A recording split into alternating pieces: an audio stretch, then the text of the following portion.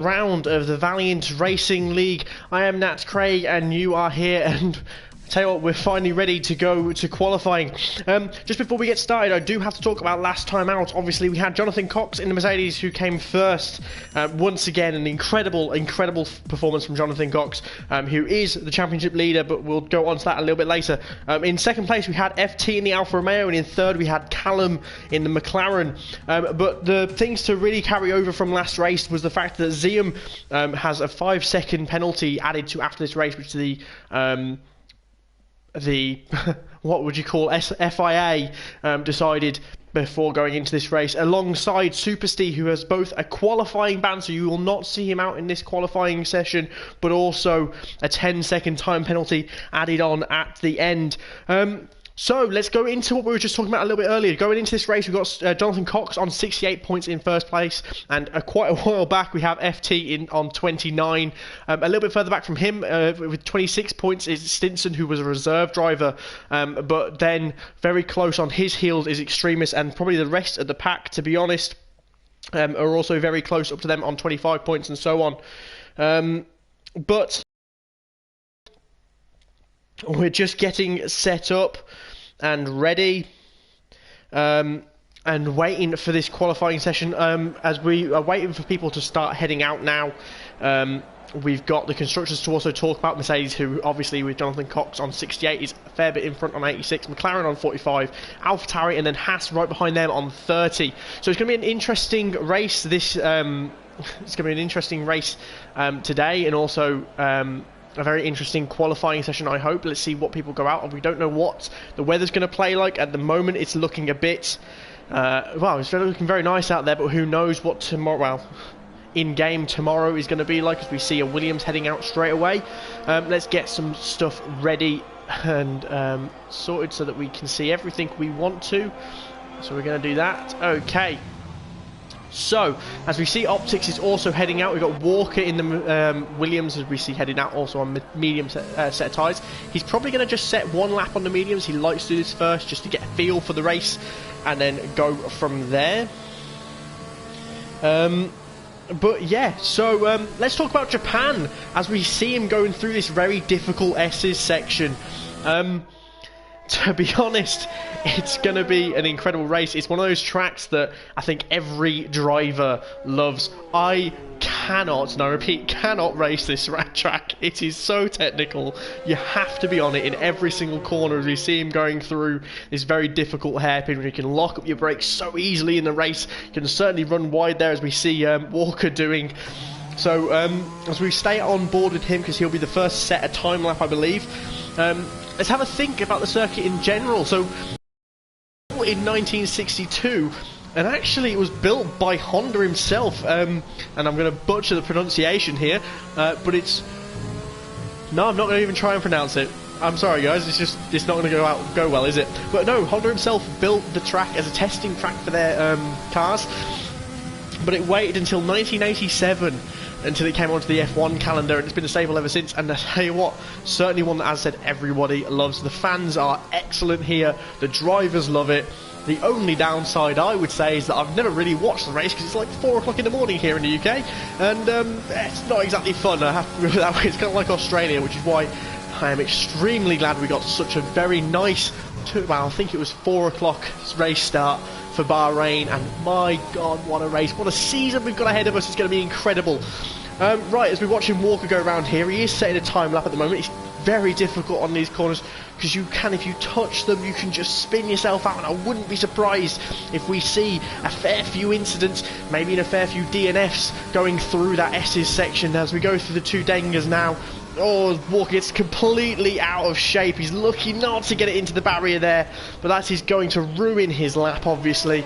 Let's see, it's a McLaren, I think, no, it's a Ferrari right behind him, so we'll see who's gone through them. I think it's Zium, who, as we said, has got a 5-second time penalty at the end of the race.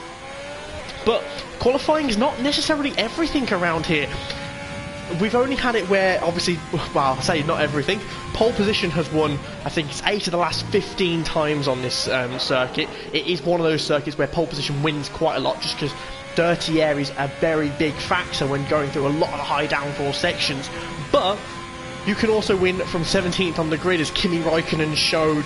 I can't remember exactly when it was, but it's one of those, okay, this is the class moment. I think if anyone was to say, you know, show us, or as we see him really lock up into that corner there, you know, if we show us exactly this person's greatest moment as we go on board, probably with one of the higher guys, we see extremists go faster. I think Raikkonen's 17th to first finish is probably one of his best. Alonso again, as we've just gone through 130R with optics there, as well as the Casio triangle. That was an incredible pass from Alonso on Michael Schumacher, I think it was, back in 2005.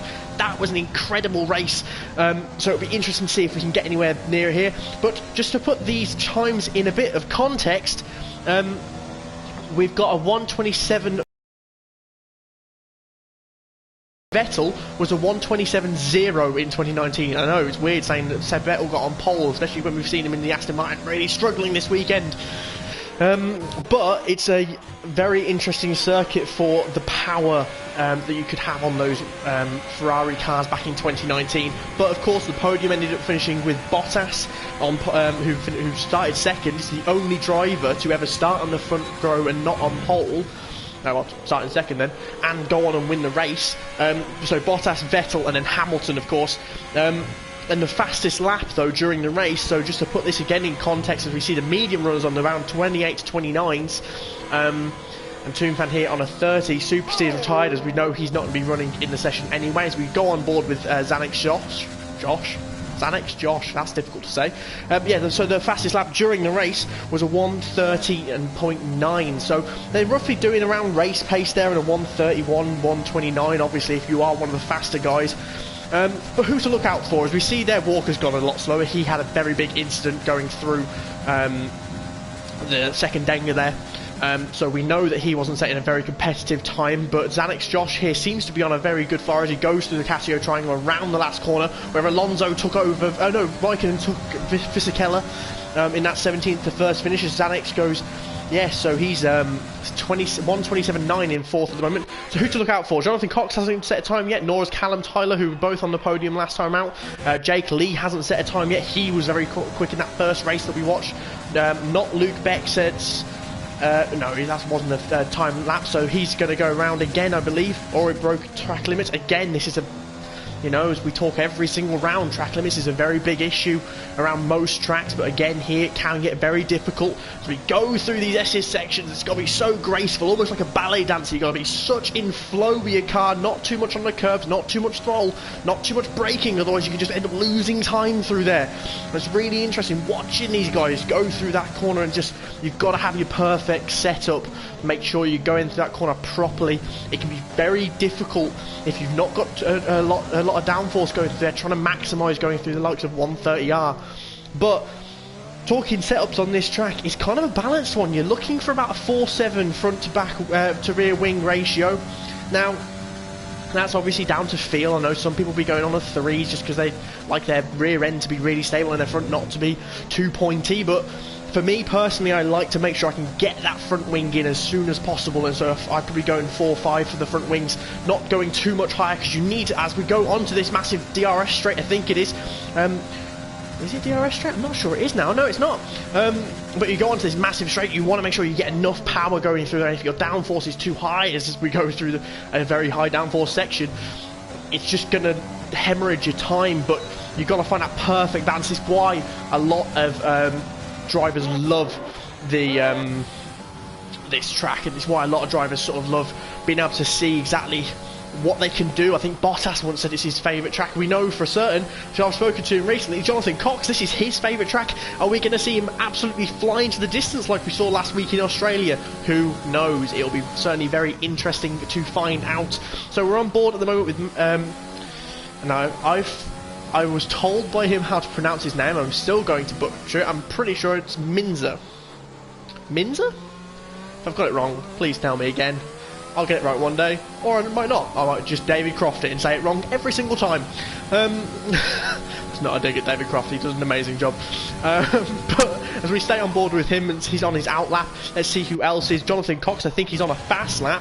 He is. Let's see how he can do. He's gone through the first sector now. It seems to be purple in that first sector. He's going to go up to this very, very tight left-hand hairpin. It'll be very easy to out-brake yourself there, or lock up your front brakes. He does quite well as he gets through then this, what is a corner, but I'd never consider it a corner, so you're completely flat out, and then into a very, very fast, difficult understeery, I'd say the best word is for it. You could very easily break your front, your track limits there on the outside, but he doesn't.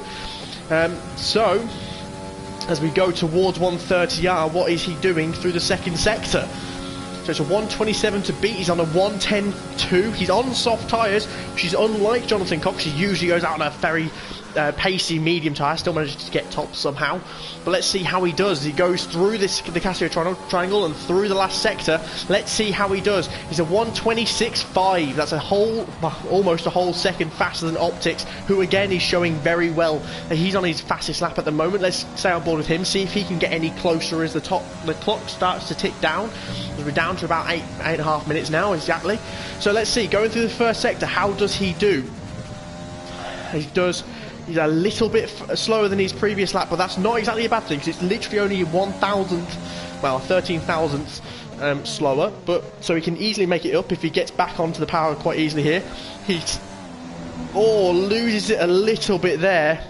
I think just causes him to just completely back out there, which is probably a fair amount. You don't want to take too much out of your tyres.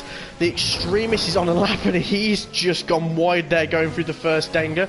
I think he's going to have to back out. How's Mincer going to do as he goes through the long left-hander? Walker goes fastest. Should have probably gone on to board with him because we know that he's going to be very fast. He's still... keep up with him in the race, as we saw in the actual F1. 4/10 when you're in a race doesn't necessarily translate to race pace. You know, Hamilton managed to keep up and stay ahead somehow of Verstappen. That was an incredible race. I don't know what you guys thought of it. Doesn't matter how it ended at the end of the day, it was an incredible race, and I hope we have many more like it. As we see Josh here, he's going to be stuck behind Walker if he's not careful. Walker should be getting out the way here. He doesn't seem to be. He does get out the way, but it kind of ruins Josh's lap. That is unfortunate there. I don't know if Walker just didn't see him coming, didn't realise he was so close. Tries to get out of the way, but sadly it looks like he tried to get out of the way a little bit too late. Which just meant that Josh ran into the back of him, almost preempting that he wasn't going to move out of the way, and thus goes into the back of him. We'll go on board with Joshy Boy now, who seems to be on a much faster lap than his last lap. It looked like a second faster going through that sector, but that might not be true. As we see him cross the line, let's see if he goes any faster. He does, with a 126.8. It was a very neat last sector there as we saw him going through the Casio triangle. That was a pretty impressive, neat last sector. As we see Walker's obviously backed off here. He'll probably be going towards the pits. Xanax Josh, I believe. Xanax Josh, not Xanax Josh. Is Xanax a brand? Why am I getting that in my head? Probably is a brand. Probably a brand of something crude, knowing me. So we see Josh is going into the pits. Mincer, that is not the racing line, I'll be honest with you, but let's carry on with him. I think he's probably going to abort this lap. That's definitely going to be breaking track limits. He is aborting this lap. Yeah, that does not surprise me. Joshy Boy, I think he's probably returning to the pits as well. Yes, he's 2 seconds back. So, let's take note of what the times are at the top of the leaderboard. So, if you want to be breaking into the top 3 at the moment, you need to be getting past that 126 barrier. We're going to go on board with FT. He seems to be the next person who's going to be going on a flying lap. He's on his out lap at the moment. He's seriously fast. He should be up there with the top boys, but I also know that he is going to be struggling a little bit. I hate to say it, he's not managed to get practice. He obviously clocks went forward here in the UK this weekend, which is kind of throwing up a little bit of miscommunication or just a misunderstanding, if more than anything else. So he goes wide through the Casio triangle to try and pick up as much speed going across the line to start off his lap. Let's see how he does. But yes, it just meant that FT thought he had an extra hour and he didn't.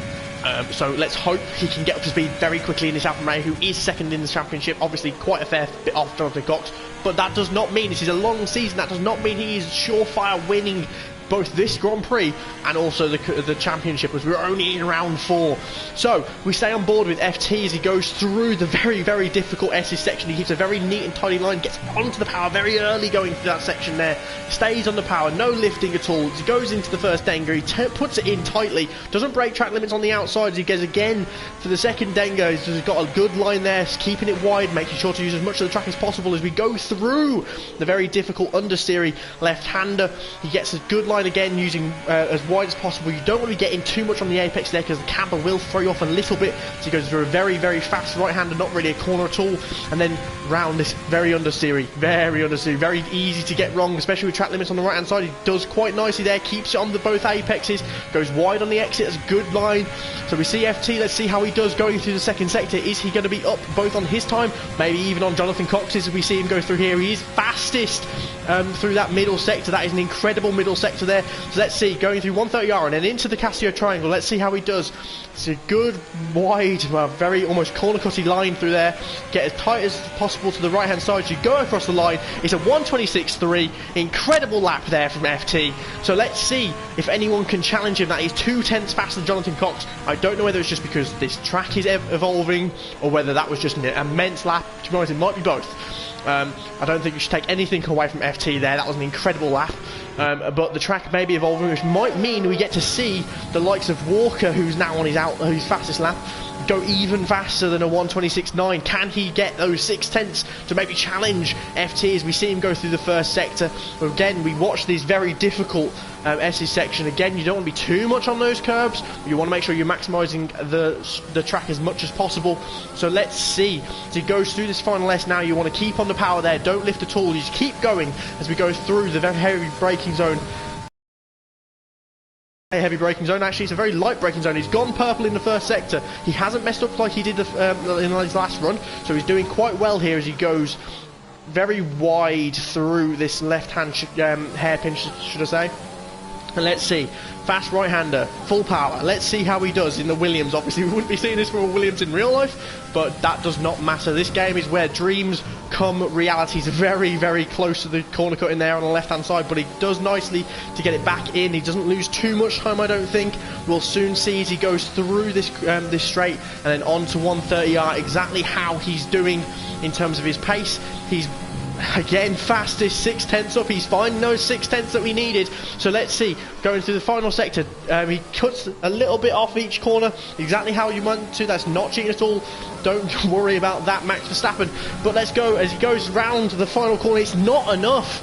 Obviously FT's last sector was just right. It is a very good time of a 126.3. So let's see who else is going to challenge.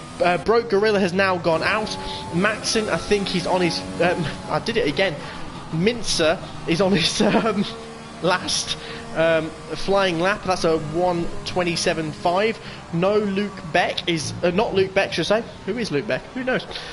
He's just retired as well. I don't know if that's on track. It does look like it's in the pit lane. So Mincer's now probably finished his flying lap. He's not going to go out again. So that's a decent time there from Mincer going sixth. Let's see if Extremist, I think he's the next person who's vying for the top 10 positions to get a lap in. I believe he's just started actually, so it'll probably be Extremist, then Optics, then either Jonathan Cox or Joshy Boy will go to one of those two next. So we watched Extremist go around this lap. Let's see how he's doing. Is he going to be up going through the first sector on his old time? He is by 2/10. It's going to be a fair amount. He's going to need to keep that up to be able to get 6th again, maybe even get up to 5th if obviously Optics doesn't go any faster. But as we see there, Optics, let's see if he's going to go any faster through this first sector. We'll go back on board with Extremist in a second. Optics is just going a slight bit faster. This top 5 fight is going to be juicy, people. Let's see. We'll go back on board with Extremist as he's going towards the final sector. The final sector now, yeah. He's going to see how he does going across this second sector line. Is he going as fast as he needs to? Maybe he might even cut off enough. It's not going to be enough at this moment in time to get him maybe 5th, he might finish 6th. Let's see as he goes into the Casio triangle, across into the final sector. Qualifying has now finished, so whatever lap times they set now are their fastest. Let's see, Extremist goes across the line. It's a 1:27.6. It's not fast enough to get him anywhere. He just loses it in that final sector. Optics, by the sounds of it, has gone fastest through the second sector. Let's see how he does. He's very much cuts that corner. It's too much for him. And we go on board to Joshy Boy as he completely loses it. That's another one who's completely lost it. So let's see, as we see Jonathan Cox go across this lap. We haven't seen the rest of it, and it's not fast enough to break into the top 2. So at the moment we have FT and then Walker second. I don't think he's setting a faster time. He isn't. I don't know if anyone else is. No, he's not. I don't know if Zium is. Let's see. As he goes towards the second sector, we'll soon find out. I think Toonfan's probably out on a faster lap. We'll go to him, I think, first as he pulls into the pit. He's not. So Zium, I think he's 24 seconds off actually on his favourite time. But, so looks of it, this is how it works out at the moment. So you've got FT in first, Walker second. Jonathan Cox, our championship leader, in third. There's going to be a juicy battle up front, guys, especially with Joshy Boy right behind him. Optics in fifth. Mincer in 6th. Extremist in 7th. Not Luke Beck in 8th. Then Callum in 9th, obviously podium finisher last time out. Zenix Josh in 10th. Zium in 11th, obviously he's going to have a 5-second penalty at the end of the race. Grimo in 12th. Broke Gorilla in 13th. Toonfan in 14th. Super Steve with a 10 with Balan qualifying in 16th, and who knows where he's going to finish with that 10 place grid penalty as well. We'll go for a proper rundown of the below the top 15 in a second when we get to see it. Here we go. Oh, it's just Jake Lee behind him. Okay, so Jake Lee also sets no time. He's 16th. I'm unsure exactly why he didn't get to set a time. But the good news is he's a very fast driver, so we may see him climb up the order quite easily. And who knows what's going to happen going into the first corner. So, as we wait for the session to end and the next session to start, let's talk a bit about tyre strategies.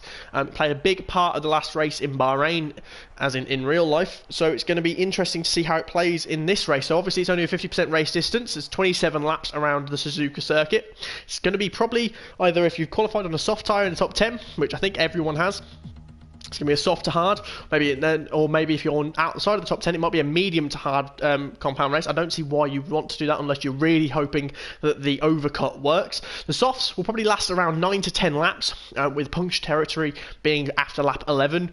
Mediums will last about 14 to 17, which is obviously why you really want to be pushing for a soft to hard. If you're going soft to medium, that you're obviously hoping that you're banking on a safety car really, either the first or second stint, just to allow you to pull your tyres back a little bit, but they'll probably be in puncture territory after about 17 laps. Hards are going to be lasting about 16 before they start going off, and puncture territory is 21, so as long as you're not pitting within the first 5 laps, you're probably going to be fine going onto the hards and lasting it to the end of the race. But that is all said and done without any weather changes, without any safety cars. Who knows what might be happening, and we have a feeling there's going to be a fair amount of DNFs. We obviously got a formation lap starting off with FT starting off with that. So who knows exactly what might be happening. But as we go through the first corner now, obviously we've got a formation lap. Not a safety car that early. We're not Mazapan. Mazapan or Mazepin, I'm not going to give it any thought. So we're going to have interval. We want to see what people's tyres are on, exactly how old their tyres are, especially with a race like this, which may have a safety car. You want to see what people's different strategies are. Zium has disqualified, so that puts us perfectly onto, for anyone who's maybe new here, maybe new to F1, maybe new to the F1 game, as to why you might be doing a formation lap. Why is it so important? So if you don't know, the formation laps are really important for warming up your tyres. We see the weaving here. You also make sure your brakes are at the right temperature, because otherwise you go into the first corner, you don't have any brake temperature, any tyre temperature, and you're just not going to go in. Like, you're not going to brake early enough, you're not going to be able to get the corner properly, you're also not going to go anywhere off the start. which, as we know, a really good start is probably the most important moment, I'd say, in the first couple of laps for an F1 driver. Is you want to make sure that start is as perfect as possible, especially when you've got some really fast guys around you. But you want to make sure as well, which I don't think FT is necessarily seeing at this moment in time, you want to make sure that you're not spreading out the field too much on this if you're leading this formation lap, because if you get your tyres up to temperature and then you have to sit on the grid for a minute waiting for last place to start up, you're going to be losing temperature by the second, which is also why Zium is probably not in the best place as well, because he's meant that he's not been able to warm up his tyres. His tyres are going to be stone cold, I believe, for the start of the race, that's how this works, which could be very, very difficult and maybe beneficial for those around him like Grimo and Broke Gorilla and Toonfan and Super C and Jake Lee, who are all, I'd say, out of place. As we see there, there's suggested 2-stop actually. That could be an interesting thought, maybe going soft stop to medium. I don't know if anyone's going to be wanting to do that if there's no safety car, because soft one stop is a preferred and probably faster strategy, but you do get to use the 2 softer compounds of tyres. If we're staying on board of Jonathan Cox, you want to see what the 2 guys in front of you do. Staying on board of Jonathan Cox and seeing how he does off the start. I'm going to take a drink before we get started. Right, so 4, 5, I can't count, 5 lights, and we're off. And it seems like a very decent start from everyone, apart from, we've got Joshy Boy there in the Red Bull. Looks like he's getting swallowed. Mincer is straight up to 4th. I'm going to remember that name at some point. Walker's got an amazing start, and he's gone into 1st position. As we see, there is yellow flags behind them. It does look like there is a Red Bull of Optics who has gone straight off. That is unlucky for Optics. I know he's a very fast driver. He does seem to carry on going. However, the Haas in front of him does seem to have stopped, of Broke Gorilla.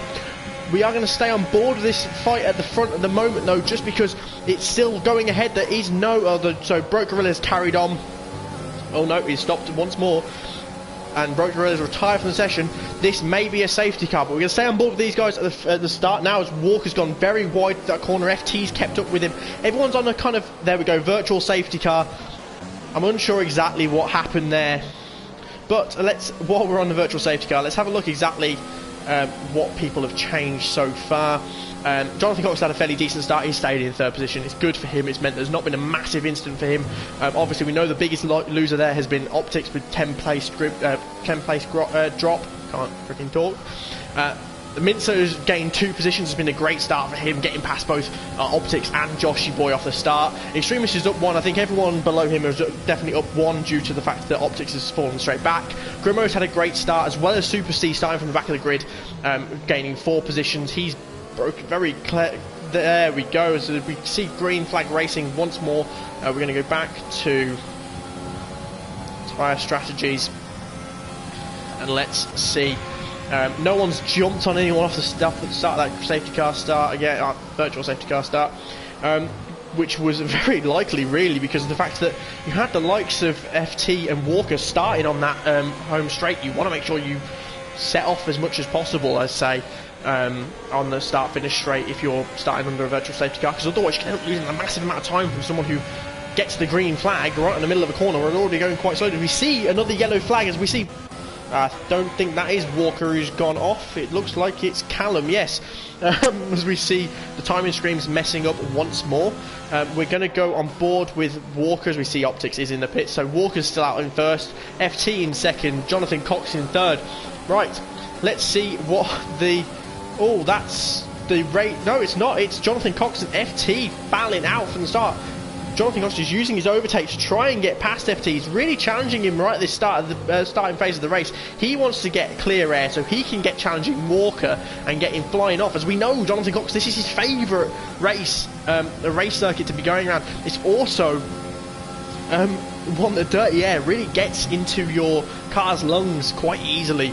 You want to make sure you're clearing as much traffic as soon as possible. If you're staying behind the car, not only is your car going to overheat and just perform less adequately, your aero's just going to go badly in that sense as well, but also the fact that your tyres are just going to degrade. And when this is quite a high degrading circuit, you're trying to make a one-stop work, you're just going to end up really hemorrhaging your time maybe even having to go to a two-stop just to try and outwit your opponents out in front. But there is still, within a second of the 3 guys out front, this could continue going, as my iWatch tells me to breathe. This is if it can hear me.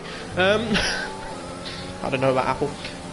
But yes, Jonathan Cox is still 3/10 behind FT. There isn't any DRS, I don't believe, at this moment in time, and it won't be until the DRS straight right at the start anyway. So it's going to be very difficult, I think, to overtake at this moment in time when there's still very similar tyre strategies going on. As we see FT's locked up and Jonathan Walker, I keep saying one, say Jonathan Walker, Walker has gone wide, going through the understeery left-hand hairpin going into sector 3. We see them going through this extremely difficult corner. Walker's gone very wide there. That's going to be a track limits warning if I've ever seen one. So we're going to stay on board of this battle as we go through this sector here, as this massive straight. You need to make sure you get a very good, as we see Toon Fan's gone off. Let's see if we can catch that. He seems to have spun. He's kept himself going, so it's not going to be a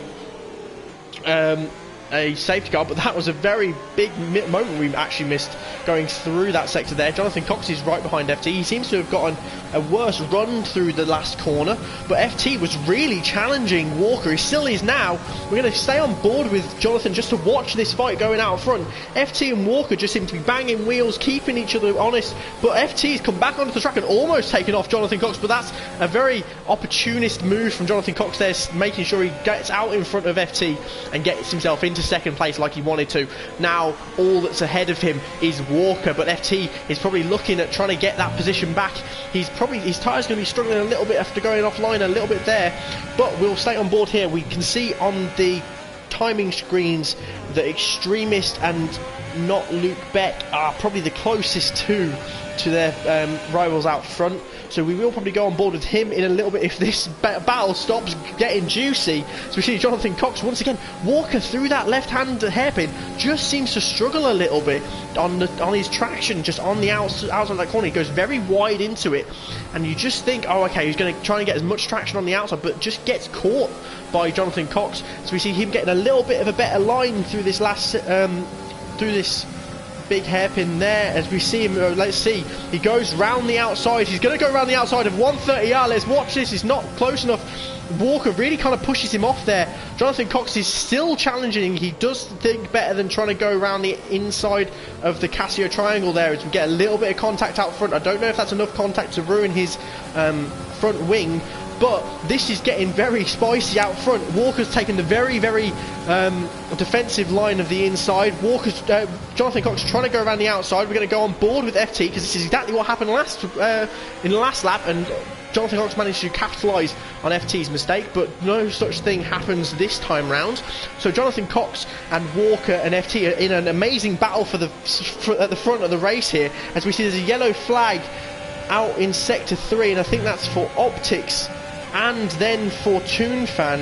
I think they are just probably going a little bit too slowly for the timing screen, so we'll stay on board with these guys and try not to get caught up before that. So as we go through this left-hander, as we know Walker likes to go very wide here. He's been forced to go wide again, I think. No, he's keeping the inside line very nicely there.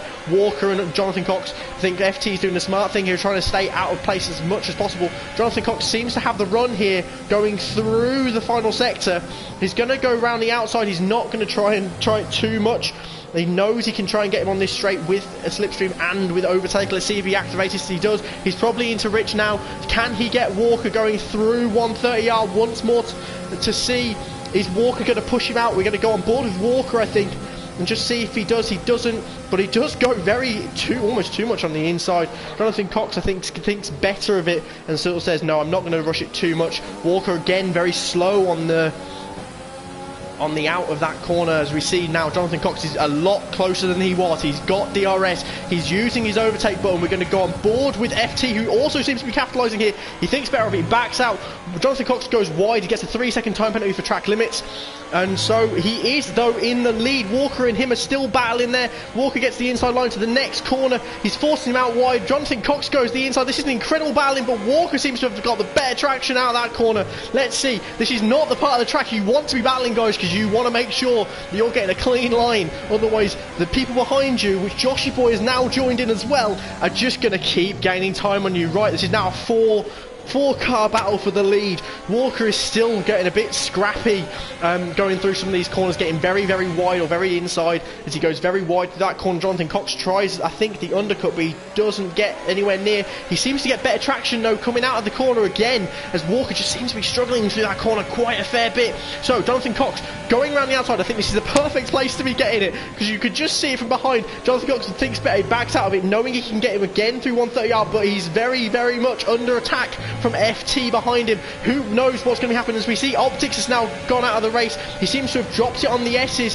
He's just going to cause a safety car just as this battle is getting very juicy. As we go through 130R, Jonathan Cox looks at the inside line. We see Walker's trying to push him onto the outside. He's got the inside line going into the Casio triangle. FT locks up. He's not going to be able to get past. I think that Mercedes is way too wide. As we see the Williams and the Mercedes fighting out. Toonfan's got another 3-second time penalty. There isn't a safety car at this moment, but there is still a yellow flag going through the next sector. Whatever happens, Jonathan Cox has to make this move here, otherwise he's not going to be able to make the overtake. Walker is still in first place. He manages to get third place just before the yellow flags go, but actually the yellow flags have completely disappeared now, so it doesn't matter. So Jonathan Cox is in second place still. He's losing a little bit of time to FT. This is an incredible battle out front, and I hope it carries on. Is this what we're going to see, not only for this season, but who knows, in real F1? This is what we're going to be in for. A massive battle for the start. Oh, I'm absolutely loving this, people. What a time it is to be an F1 fan. So Jonathan Cox is still 4 tenths away. As we know through this left-hander, it's a very difficult pace for Walker. He does seem to struggle on traction on exit, but he just manages to place his car perfectly. As we see FT almost spin the car there, which leaves Joshy Boy well into being able to overtake him. We're going to go back to the front too, because I think we're not going to be able to see it from that camera angle anymore. So Jonathan Cox, he's fighting viciously to try and get past Walker. I think he's just trying not to ruin his race. This is still only lap 7 of 27. There's a long way left. He does not want to lose a front wing or puncture a tyre or even spin, because otherwise he's just going to end up losing everything. He's still in second place at this moment. He's backed up a little bit there, knowing that Walker's going to turn in on him. Yeah, as you see that again, if you were just too greedy there, you could get spun very easily. Jonathan Cox knows better than that. Walker is positioning his car beautifully, as we see Joshy Boy's now right up to the back of these two again. This is really bunching the field up, guys, and it's going to be again too wide going through the first corner. Jonathan Cox once again, because they've got the outside line, as we see Walker's almost spun there. I think he's not managed to keep her. He's lost the front of the wing. That is very unlucky for Walker, because that was an incredible battle going out front, but it still rages on. Joshy Boy is right behind Jonathan Cox. I don't know what to make of that decision. I don't know what our stewards will be making of that decision. It's a very difficult one, because I think really it was just a racing instant. Both of them, it was going to happen at some point. Both of them were trying to vie for positions, going around corners too wide. One of them was just going to go too wide, one of them was going to go too narrow, and it was just going to end up a little bit calamitous, but we'll wait and see. As we saw last week, we'd had post penalties applied to both Super Steve and Mincer, who's currently in 5th at the moment with that 5-second time penalty. But we'll wait and see, as we see Joshy Boy just seems to be relieving a little bit of pressure off of Jonathan Cox at this moment in time. He is still within a second, but Jonathan Cox is just able to breathe and probably look after his tyres a little bit more at the moment. As we go down, we'll see now what is happening with Walker. I think he's probably completely lost his front wing, so he's going to be really struggling as he's going very, very slowly around these corners. Yep, I think he's going to have to pit for a new front wing. As we see Super Steve's now gone up the outside of him, I think technically it is there, going towards 130R. I think Walker's completely backed out of that. So let's see who else is close to anyone else. Mincer and also not Luke Beck, I believe, both got 5-second penalties for speeding into the pit lane. It's a very difficult thing to get into these pit lanes sometimes. So Grimo is still 9 tenths behind. Joshy Boy's keeping up with Jonathan Cox. We know in qualifying they were quite close to each other, so maybe this is still a two-way battle for the lead. Maybe FT can come back up, but he seems to have lost a little bit. He obviously lost a fair bit of grip when he almost spun his tyre. Well, he must have got a lot of rear grip instability with the spin, as we see him going towards the corner where we did the same thing. So maybe he's just backing off a little bit, trying to save his tyres. We can see some of the soft runners are now pitting. Well, I did say around lap 9 or lap 10 for these guys to pit onto the hard tyres, but who knows. So we've seen Mincer and Not Lubeck as well as Toonfan have all pitted for hard tyres. They're probably going to go into the end of the race. It does look like we're not going to get a safety car because of the way these guys are driving at this moment, but I do not want to curse it. Let's go down to Grimo, who is very close to Zenix Josh there. Xanax is definitely a brand for something. I can't think of what it is. If anyone does know what Xanax is, please comment in the description, because it would be nice to actually know. Maybe it is something crude and I'm just being stupid. So Grimo is very close here to Zenix Josh. Zenix Josh got very wide getting onto the grass there, and that's kind of ruined his run through the 130R. As we see the front runners have started to pit. FT has decided not to, probably going for a different strategy, trying to remain calm and trying to get that third place both solidified and maybe even challenge the guys out front. You see Grimo's made it very much stick. Well, no, he hasn't actually, because Zenix Josh just came straight back at him with the. So he's managed to get past him. I think Grimo thinks better than trying to challenge him through these corners we saw with Walker and Jonathan Cox. Walker's come out of the pits onto medium tyres, so maybe he's going back onto softs at the end of the race. Maybe he thinks the mediums, he can make the mediums last. That'll be very interesting, because it's a much faster tyre than the hards around here, and probably a lot easier to get around these very tricky sections. So Grimo's backed off a little bit there. Jonathan Cox is right behind Super Steve's teammate. Is he going to let him pass? Doesn't look like he is, as much as they're on completely different strategies, and Super Steve's tyres are going to be very much difficult for him to carry on, as we see Grimo get a 3-second time penalty just as we cut away from him. This is going to be holding up Jonathan Cox a bit too much longer than he wants him to, as we see Super Steve get out of the way very kindly. Wonder whether he'll do the same thing for Joshy Boy, because this is the battle we really want to be worrying about, as we see there's a yellow flag going into Sector 2. It looks like it's Toonfan. Yes, it was. He seems to be backing out because he's getting lapped. Okay, let's go back to it. So Super Steve and Joshy Boy, this is probably a battle we want to be focusing on, because if Super Steve holds up Joshy Boy too much, that may just make it so that Jonathan Cox gets in the clear and off for the win. At the moment, I believe he's about a second and a half clear of Joshy Boy at this moment in time. He is exactly, he's over a second and a half now. So maybe Joshy Boy is just losing a little bit too much time on this hard tyre behind Super Steve. Maybe Super Steve's keeping him up. We just don't know. He doesn't look close enough to be trying to really keep him up, especially in the braking zone. He's not keeping him up anymore as he goes into the pits. So we've now got FT still on the soft tyres, going out another lap. He must be very much nursing these tyres. Let's see how he's doing, especially through this tricky section. He's keeping it quite easily on the track. I'm unsure exactly how he's managing to do this, because 10 laps on these soft tyres, he's going to be very much venturing into puncher territory now. He's going to be wanting to pit in the next couple of laps, otherwise he's going to just constantly lose time on the likes of Jonathan Cox and Joshy Boy. But maybe he's hoping, okay, well, if I can keep him, as we see him there, run very wide. He's struggling for traction, I think, and a lot of grip on these tyres. So he's going to be losing loads of time. He's maybe thinking, oh, I can go on to the medium tyres because they're going to last about 16 laps. They would be very difficult at the end, but it means I can catch the guys ahead of me who are both on hard tyres. Maybe that's what we're thinking here. Extremist has done the same thing and go on to medium tyres as Walker did. So he was in 4th place once before all the pit stops. So maybe that's a strategy that FT is trying to get on here.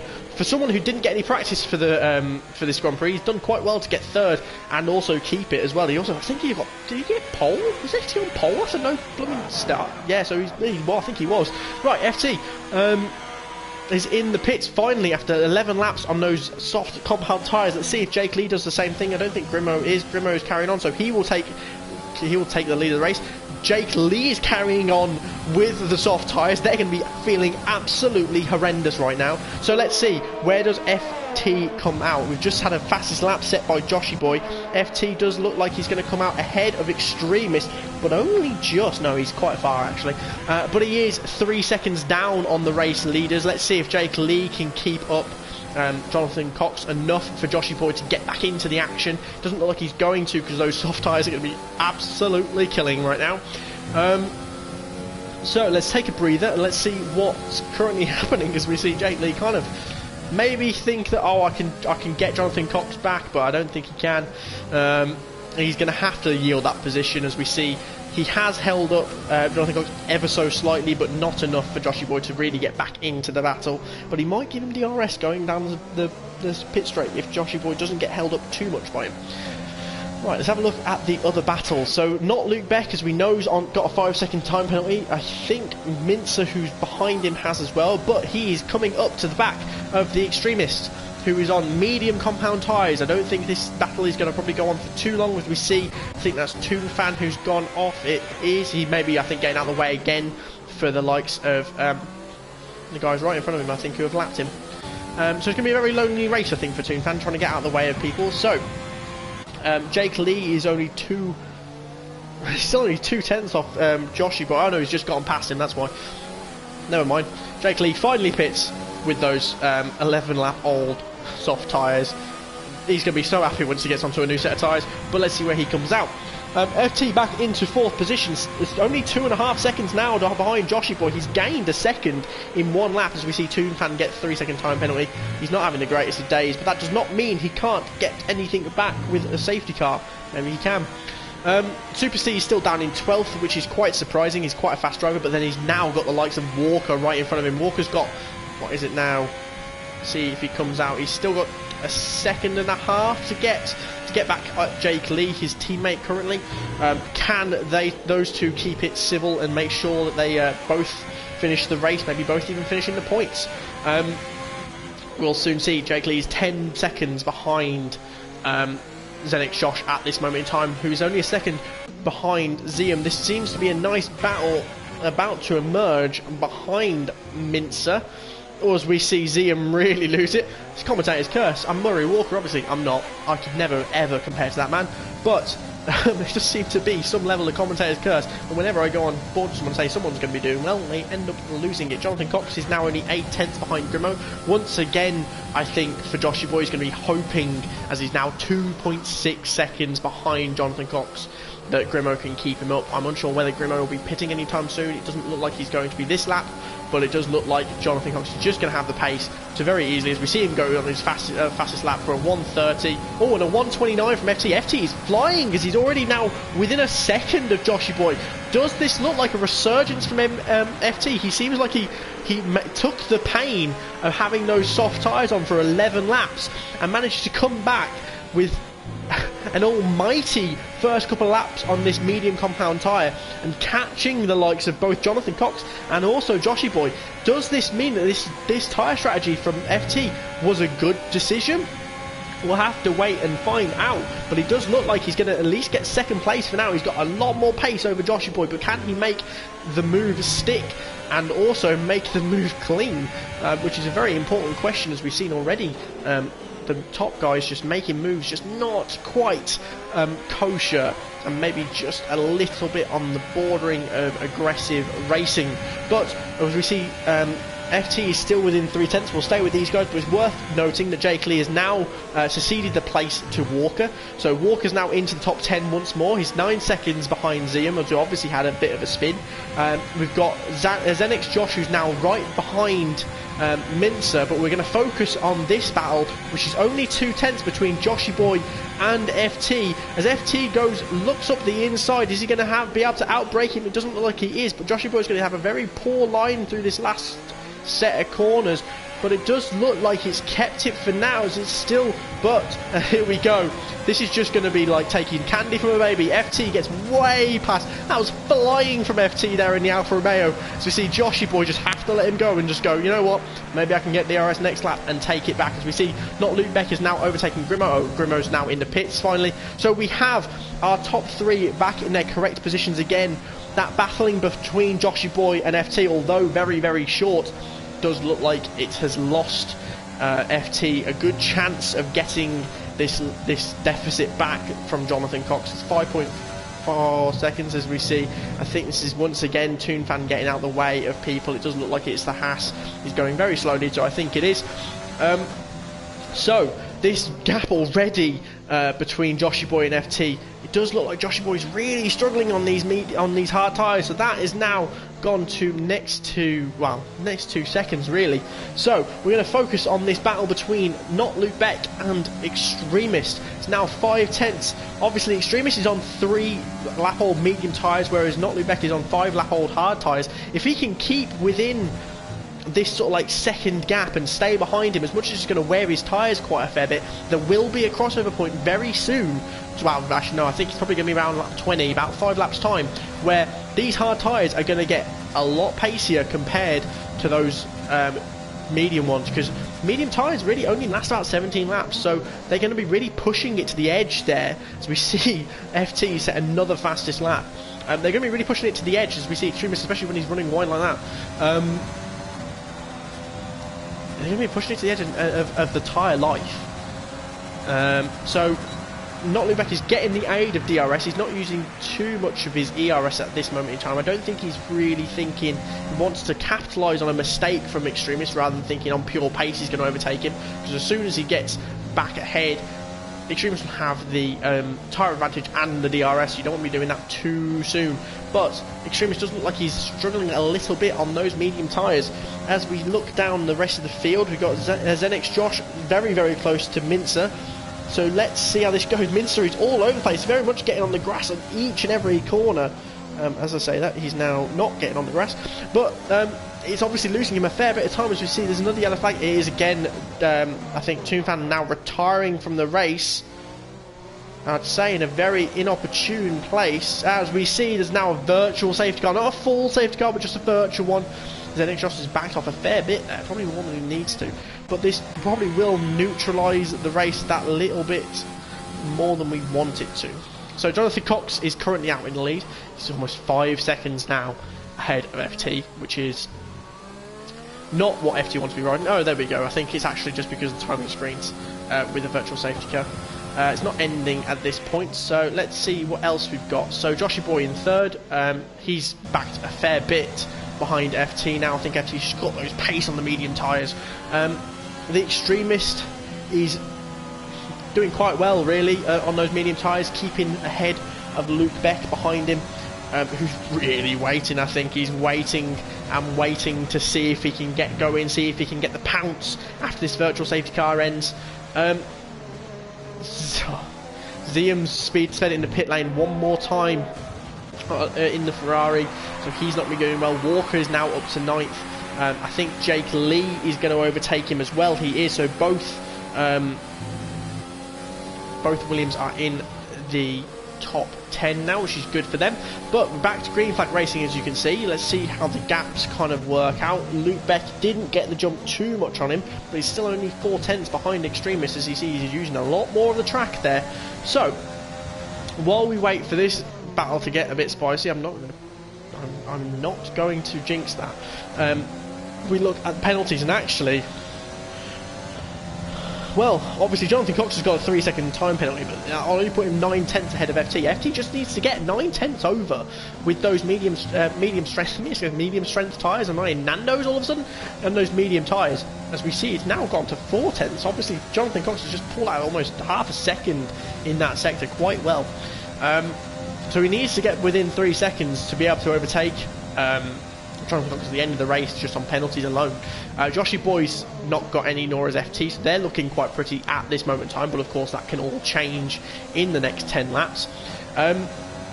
But the interesting thing here is we see Mincer get another 3 seconds is not Luke Beck has got 11 seconds of time penalty. That's going to take him back down quite a fair bit. It's not going to quite allow Walker to overtake him at this point, but it's going to be difficult, I think, for not Luke Beck to finish within the top 5, I believe, because Zenix Josh is now ahead of Mincer after Mincer has now got another 8-second time penalty, so he's also going to be very lucky if he manages to finish above of Walker, who we know has amazing pace. But it's going to be difficult, I think, for Not Luke Beck to be able to pull out 11 seconds on the guys behind him. As we see Extremists have a massive moment there. This is going to leave the door wide open for... Oh, I've just pressing the wrong buttons there. It's going to leave the door wide open, I think, for Not Luke Beck, as we see the run through the tough left-hander, as we see a very, very, very fast right-hander going ahead. Extremis has managed to get the traction back just down to the fact he's on medium tyres. But yeah, I don't know how Lubeck didn't manage to capitalise on that. He obviously just didn't get the inside line into that left-hand hairpin, which just meant that he just couldn't get close enough and couldn't get the traction out the corner, obviously on harder tyres. 8-lap old hard tyres as well. So, FT is now back within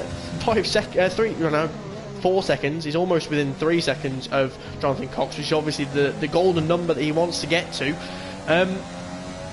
But it does look like really, in terms of controlling the race, Jonathan Cox has managed to nail this one once more. As we see, not Lubeck here, he's going to get the DRS and maybe the overtake complete. Can he make it stick through the right-handers? I think Extremist knows better than to try and fight him too much as we go through this very difficult session. He's going to be really feeling this. I think for any new drivers and stuff, it's important, I think, to remember exactly how much downforce you lose going right behind someone through corners. Obviously, when you're down a straight, I think we saw it with Mazepin in qualifying. No, not in qualifying. In practice, he went suddenly right behind the. I think it was the Alfa Romeo, and just suddenly went, "Oh my God, I'm losing loads of downforce." Even the F2 drivers don't realise how much downforce you lose going right behind a driver. And of course we saw in the race in Bahrain that Vettel even made a mistake, because we've seen him make a mistake before, of once you're behind a driver, if you miss that braking zone, you are going into the back of them. Of course, which is not what Extremist here wants to do. He wants to keep within that range. That means he's within overtaking range, but not ruin his race. I'm just getting too close, missing his braking zone, locking up his brakes, something of the sort. Maybe even messing up a corner, going too wide, too close, and just, yeah, ruin his race. But as we see here, he's going to go through the Casio triangle within 4/10. No, he's not within 4/10, within 5/10 of not Lubeck. Let's see if he can get better traction out of this corner. You see Lubeck getting very wide there.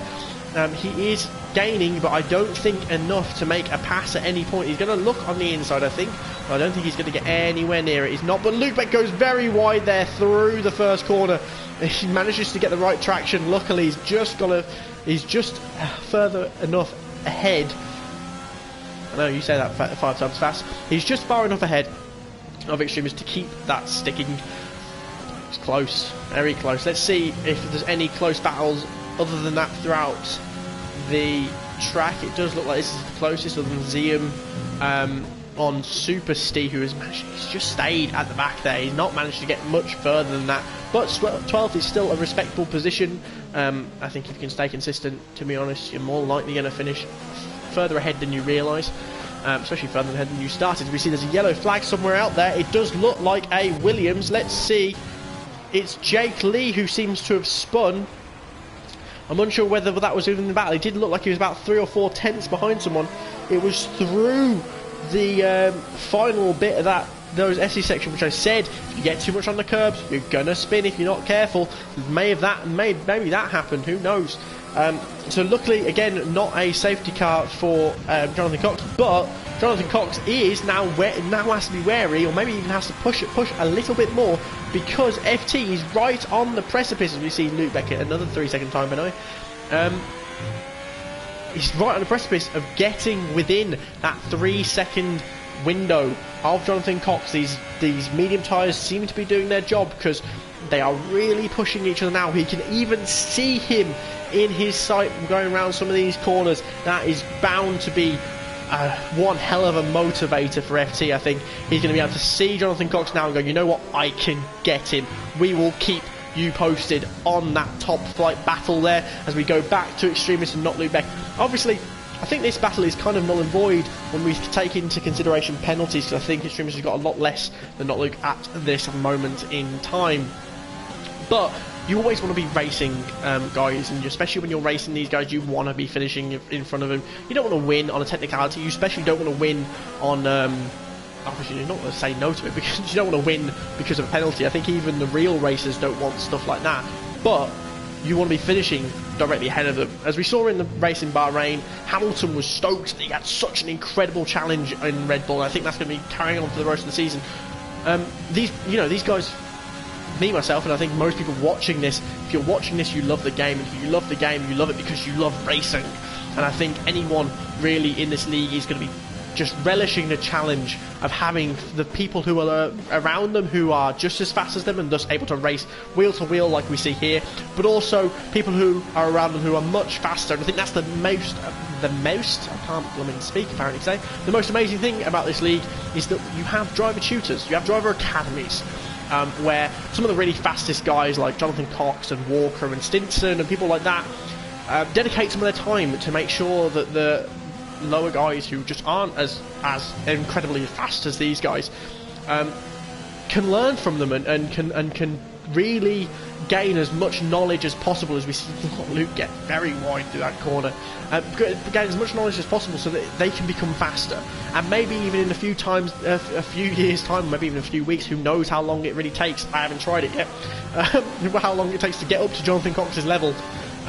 They can be really fighting alongside each other, and I think that's going to be something that I personally am looking forward to, is really seeing how these guys get faster. So if you are new to this, if you haven't seen any of this before, if you really want to get involved, please contact me, put in the comments, I want to get involved in this, I want to learn from the very best, I want to get into F1 leagues, because it is the best way to be racing online. I think if you were to go into an unranked lobby, even if it was with a lot of these guys, or with some of these guys, you'd be seeing a lot more retirements and a lot more dive bombs. So that's not what we have here. We have a lot better racing.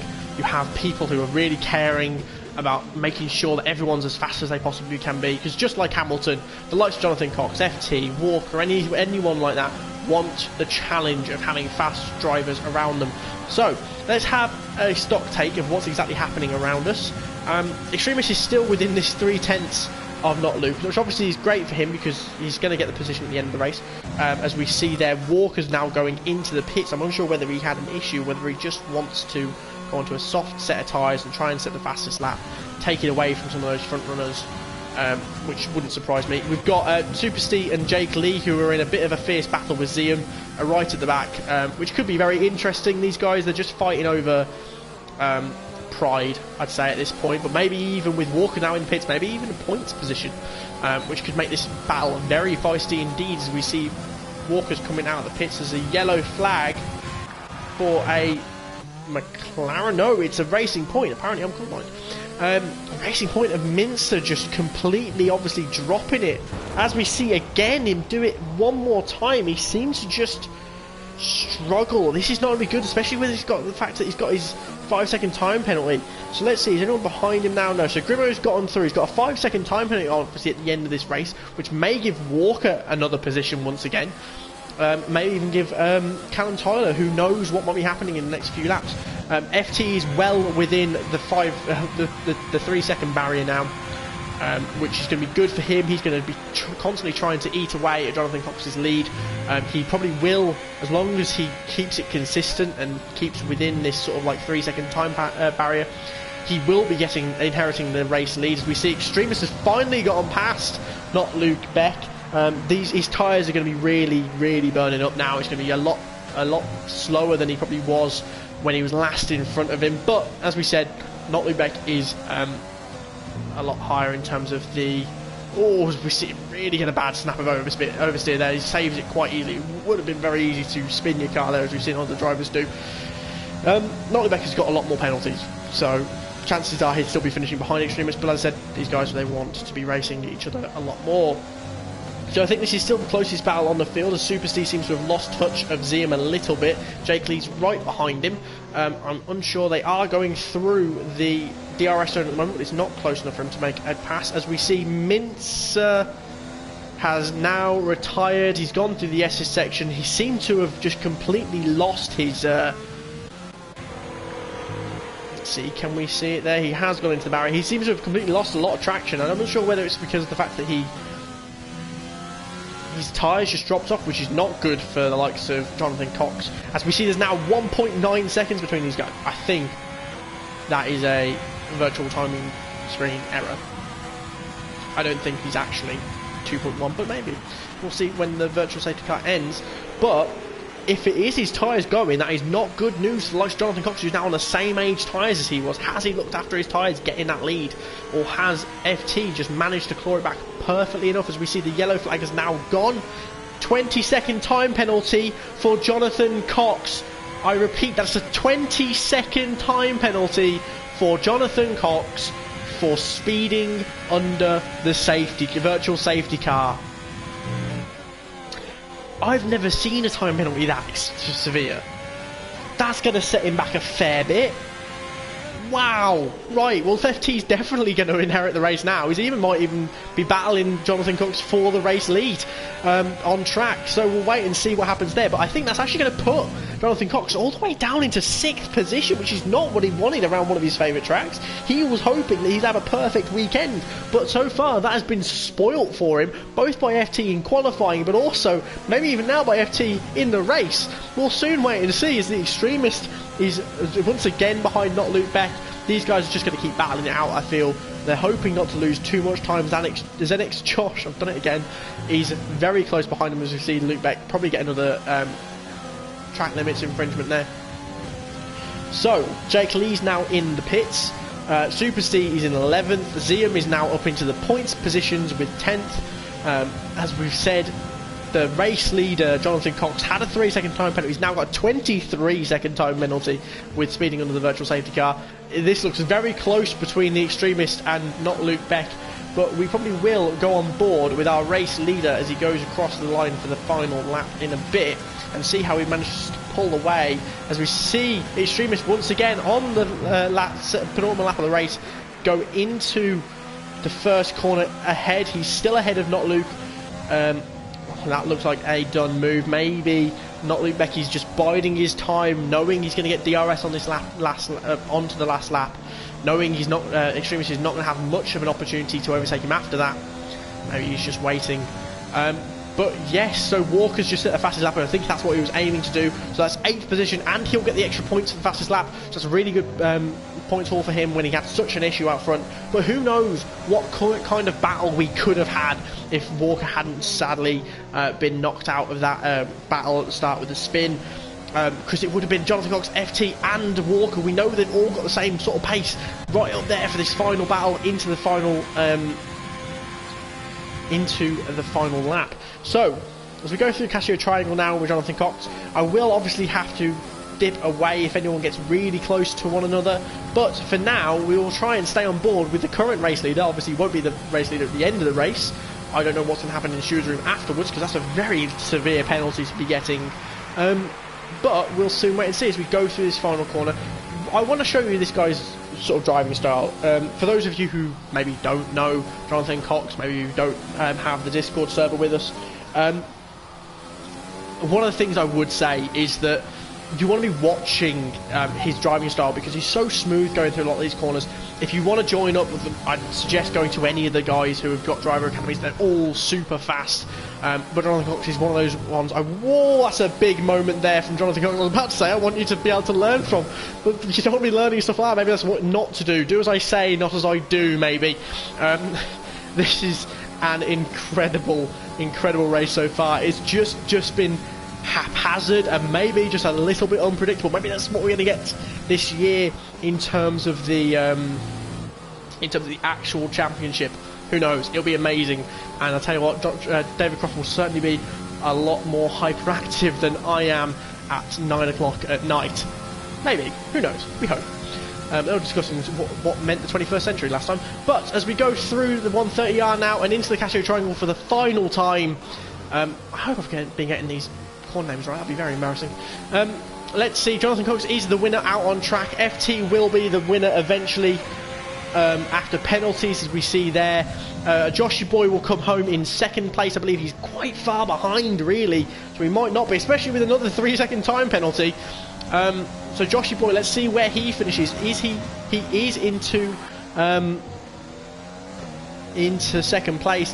Not Luke Beck will have another 11-second time penalty on top of that. I don't know where he'll come out. He comes out behind Extremist. Extremist doesn't usurp Jonathan Cox. Zenix Josh gets 4th place in the end. Jonathan Cox stays on the podium, which I think is very lucky with the 23-second penalty, but maybe that just says exactly how he's been driving today. Grimo comes home in 7th. At this moment in time, his penalties probably will bring him behind Walker, as we see Walker's just set a 3-second time penalty. Let's see where Walker comes out now. Walker goes up to 7th, Grimo in 8th. Callum Tyler, I believe, probably will come home in 9th, unless he's got very little amount of penalties. He does come home in 9th. Zium in 10th, I believe, because he's got a fair amount of penalties. Super Steve, who's currently in 11th. Let's see how far. Oh, he's currently in 10th, but he has got a 10-second time penalty, so Zium will be promoted into 10th. Will Jake Lee get anywhere close to him? He's 22 seconds behind, I think, Zium at the moment. I'm unsure whether he's going to be caught up in the Super Steve 10-second time penalty at this moment in time. He has got penalties himself, so he comes across the line, and I think he finishes in 11th place. No, 12th place. He does. But what a race! What an incredible race. It was topsy-turvy all across the board. We had some incredible racing right at the top with Walker, FT and Jonathan Cox. But I tell you what, for Jonathan Cox to get a 23-second time penalty and still finish in 3rd position, it's an incredible race. But driver of the day, I have to say, I'm not sure who to give it to. You had some amazing fight backs with Joshy Boy and stuff like that, who started a little bit further down. But FT, you have to say, once again had an incredible race. He got driver of the day last week, from I think finishing 17th all the way up to 2nd. But an incredible race to both keep in touch with Jonathan Cox and also keep it in that battle at the start, but also to finish right up there at the top as well. He did pretty damn well to get back that deficit that he had to Jonathan Cox, who was currently out in the lead. So the final leaderboard is there, as we see Mincer, Toonfan, Optics and Broke Gorilla have all DNF'd. It's a fair amount of penalties as we kind of expected. None more though than Jonathan Cox with 26 seconds in the end. But that's been me. I'm Nat Craig. This has been the Valiant Racing Lead. Please do check them out on YouTube, on Instagram, on anything you can find. If you do want to get involved with the league, just contact me. I'll try and put you in touch with the right people. But thank you once again, guys. I've been me. You've been you. Cheers. Thank you.